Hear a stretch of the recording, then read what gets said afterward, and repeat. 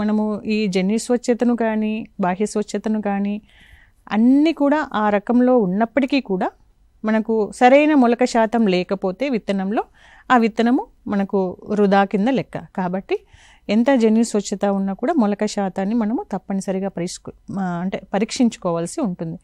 అయితే దీన్ని మనము 2 రకాలుగా చేయొచ్చు. ఒకటి ఏంటంటే మనకు ల్యాబొరేటరీలో చేస్తారు. దాంట్లో కూడా మనకు ఒక 2-3 రకాలు ఉన్నాయి.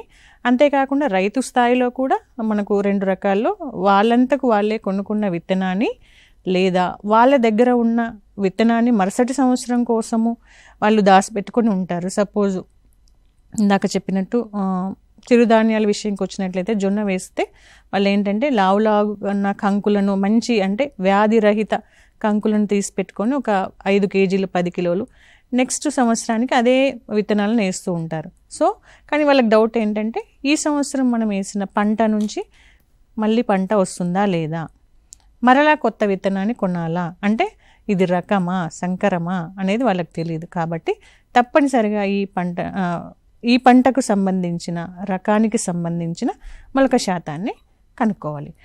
ఇప్పుడు చెప్పుకున్నట్లయితే ల్యాబొరేటరీలో అయితే మనకు 3 రకాల పద్ధతిలో చేస్తారు. ఒకటి ఏంటంటే మనము అంటే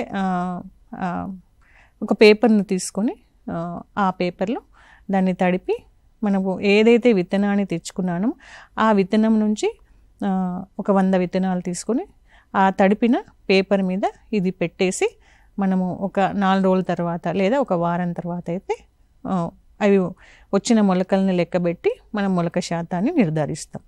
ఇంకో పద్ధతి ఏంటంటే పేపర్ రోలింగ్ మెథడ్. దీంట్లో ఏంటంటే మనకు ఫిల్టర్ పేపర్ కానీ నార్మల్ పేపర్ కానీ తీసుకొని దాన్ని కూడా నీటితో తడిపి దాంట్లో కూడా 100 విత్తనాలు వరుసగా పెట్టేసి మనం దాన్ని రోల్ చేసి పెట్టుకొని దాంట్లో కూడా ఒక వారం తర్వాత లేదా 5 రోజుల తర్వాత ఎన్ని విత్తనాలు మొలకలు వచ్చాయి, ఎన్ని రాలేదు, ఎన్ని సాధారణంగా పెరిగినాయి, ఎన్ని అసాధారణ విత్తనాలు ఉన్నాయి. కొన్ని విత్తనాలు ఎలా ఉంటాయంటే నీటిని పీల్చుకొని జస్ట్ ఉబ్బినట్టుగా ఉంటాయి, అవి ఎన్ని ఉన్నాయి, అసలు మొలకలు రాకుండా విత్తనాలు ఎన్ని ఉన్నాయి, వీటన్నిటిని లెక్క పెట్టి చూసుకోవాల్సి ఉంటుంది. దీనికి గాను మనకు సరే మొలకలు వచ్చాయి, దాన్ని ఎంత శాతం వచ్చిందని చెప్పడానికి మనం ఒక ఫార్ములా ఉపయోగిస్తాం. అదేంటంటే మనము ఎన్నైతే విత్తనాలు పెట్టినామో దాంట్లో ఎన్ని మొలకలు వచ్చినాయి బై ఎన్ని విత్తనాలు పెట్టాము ఇంటూ 100. అంటే మొలకలు వచ్చిన విత్తనాలు మొత్తం విత్తనాలు ఇంటూ చేస్తే మనకు ఎంత మొలక శాతము ఆ విత్తనంలో వచ్చింది తెలుసుకోవచ్చు. సో ఇవన్నీ కూడా మనం ఏంటంటే మన ల్యాబొరేటరీలో చేసే పద్ధతులు. ఇంకా సపోజ్ మనము రైతు స్థాయిలో చేయాలంటే మనము అంటే దీంట్లో ఏమీ ఖర్చు ఉండదు. ఒక చిన్న ట్రే తీసుకొని ఆ చిన్న ట్రేలో ఇసుక కానీ మట్టి కానీ నింపి మనము మరలా అదే 100 విత్తనాలను మనము వరుసగా పెట్టి చూసుకున్నట్లయితే ఒక వారం రోజులు లేదా 10 రోజులు అంటే మన పంటను బట్టి వారం రోజుల తర్వాత ఎన్ని విత్తనాలు మొలకెత్తినాయి, ఎన్ని మొలకెత్తలేదు, మొలకెత్తిన విత్తనాలు బై మొత్తం విత్తనాలు ఇంటూ 100 చేస్తే మొలక శాతం వస్తుంది.